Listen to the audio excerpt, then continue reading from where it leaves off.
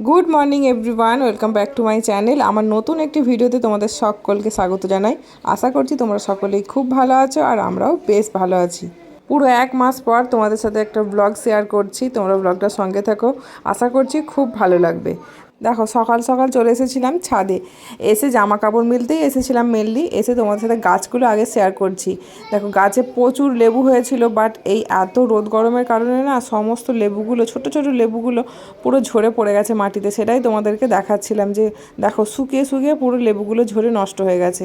আর এদিকে মোটামুটি এই গাছগুলো যেহেতু এখানটা মানে ছাদ আছে, সেই কারণে না এই গাছগুলো একদম সুন্দর আছে। আর রোজ আমি জল দিই, সকালে একবার দিই, বিকালে একবার দিই, যার কারণে একদম গাছগুলো ঠিক আছে, সুন্দর আছে।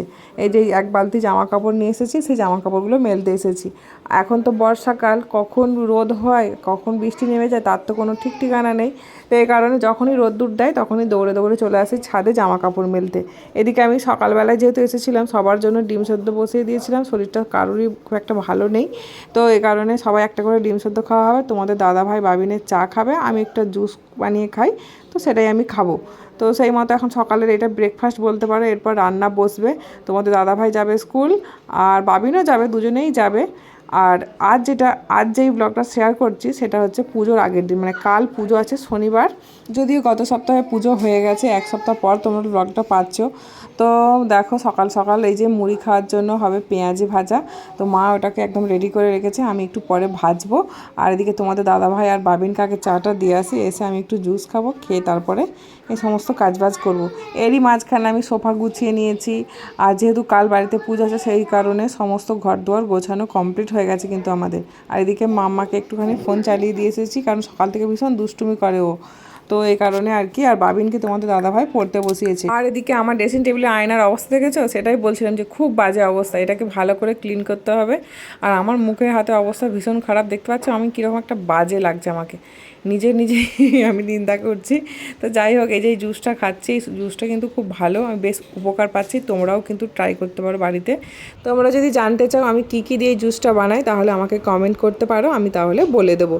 তো দেখো তারপরে এই যে আমি আনাজ কাটতে বসে গেছি, কারণ রান্নাবান্না আছে। বললাম তোমাদের দাদাভাই স্কুল যাবে, বাবিনও স্কুল যাবে, তো এই কারণে আমি রান্নাবান্নার জন্য দেখো আমি সমস্ত আনাজ কেটে নিচ্ছি। তার সাথে কি করছি বলো তো, যেহেতু বাড়িতে পুজো আছে আর একা মানে এক হাতে বেশিরভাগটাই করতে হবে, তো মা খুব একটা তো সাহায্য করতে অতটাও পারবে না। এদিকে মেয়েটা আছে, মেয়ের তো খুব বায়না শেষ নেই, দিন দিন এত বায়না করে তার ঠিক নেই। সেই কারণে আদা রসুন সমস্তটা আমি একদম ছাড়িয়ে কৌটোর মধ্যে রেখে দেবো।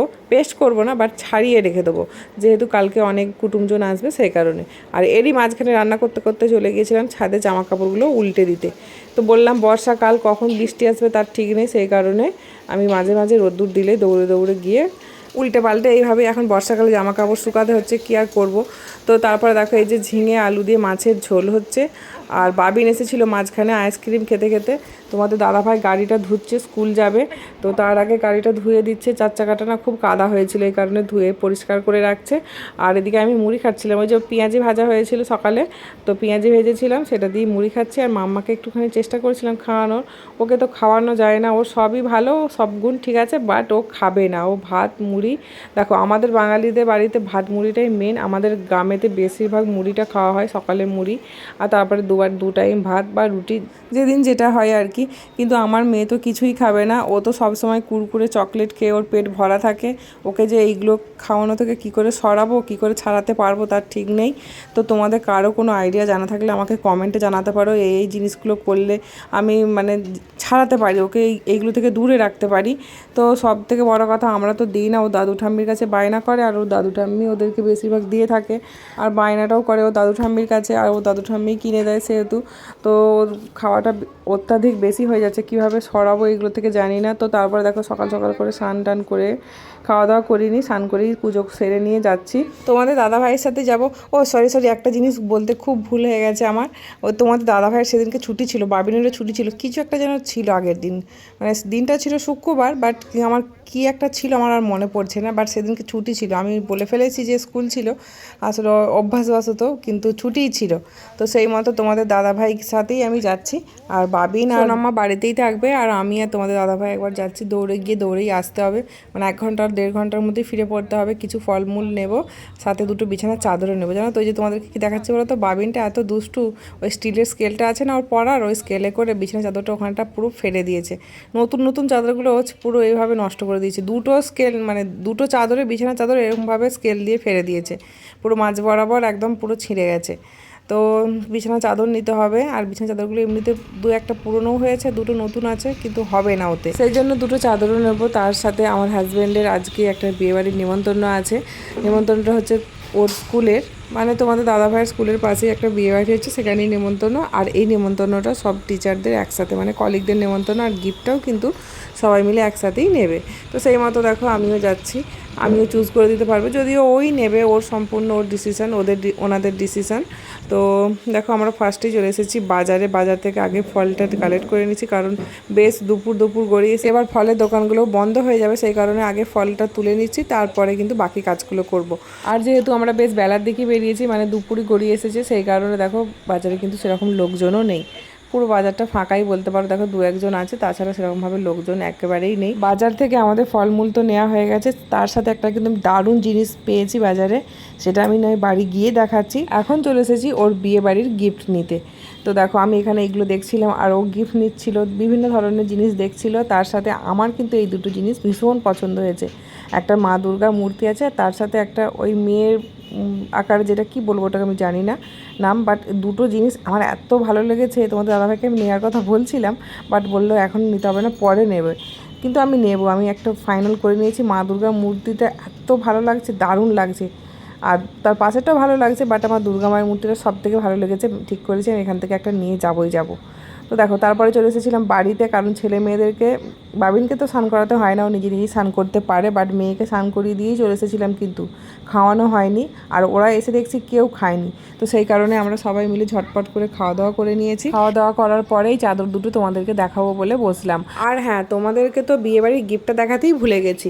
এই যে আমার পাশেই রাখা আছে দেখো ডিনার সেট, এর মধ্যে কিন্তু 12 পিস প্লেট আর বাটি মিলিয়ে, মানে প্লেট আর বাটি মিলিয়ে 12 পিস আছে। এটা যেহেতু প্যাক করা আছে, সেজন্য আর খুলে দেখাচ্ছি না। এবার বলো তো চাদরগুলো কেমন হয়েছে। 2টো চাদর নিয়েছি, 2টো চাদরই কিন্তু একদম সুতির, সফট মেটেরিয়াল।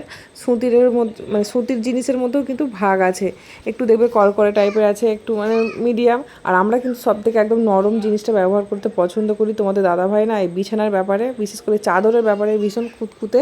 অন্য কোনো ব্যাপারে ওর কিচ্ছু যায় আসে না, বাট ওই বিছানার চাদরটা যেন ওর খুব ভালো হয়, নরম হয়, আর বিছানাটাও যেন সুন্দর পরিষ্কার হয়। ওর একটাই ক্রাইটেরিয়া জীবনে, ও বারবার এইটা সবাই, মানে যেখানেই যায় সব জায়গাতেই বলে যে ওই জন্য না কোথাও থেকে খেয়ে ওর ঘুমিয়ে শান্তি খুব একটা হয় না, আর কোথাও ও থাকতে ওই জন্য পছন্দও করে না।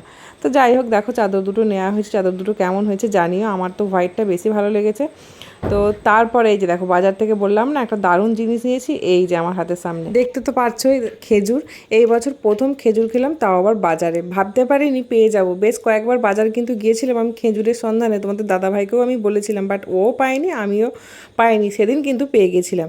তারপরে এই যে গাছ থেকে একদম 10 কেজি ওজনের প্রায় কাঁঠাল কাটা হয়েছে। কাঁঠালটা একদম পেকে পুরো ওখানটা কাঁঠালের গন্ধে মমো করছিল। তো তোমাদের দাদাভাই বলছিল যে না কাটতে হবে না, পরদিন কাটা হবে। পরের দিন কাটলে বোধহয় কাঁঠালটা পাওয়াই যেত না, পুরো পেকে গেছে। আর সব থেকে বড়ো কাঁঠালটাই সবার আগে পেকেছে, দেখো কাছ থেকে দেখাচ্ছি কত বড় কাঁঠালটা, অনেকটা পরিমাণে কাঁঠাল হয়েছিল গাইস। আর এত মিষ্টি, গাছ পাকা জিনিস তো, দারুণ স্বাদ। তোমরা কে কে কাঁঠাল খেতে পছন্দ করো অবশ্যই কমেন্টে জানিও। আমিও খাই, 2-1 পিস খাই, একদম খাই না বললেও চলবে না, তবে খুব একটা ভক্ত নই, বাট খাই, 2-1 পিস খাই। তো চলো, আমাদের পুজোর প্রিপারেশান এই অবধি চলছে। দেখা হচ্ছে পুজোর ব্লগ নিয়ে। সবাই খুব ভালো থেকো, আর যদি আমার ভিডিও ভালো লাগে তাহলে লাইক কমেন্ট করে যেও, আর চ্যানেলটাকে অবশ্যই সাবস্ক্রাইব করে রেখো, যাতে আমার নতুন নতুন ভিডিও তোমাদের সামনে সবার আগে পৌঁছে যায়। চলো টাটা।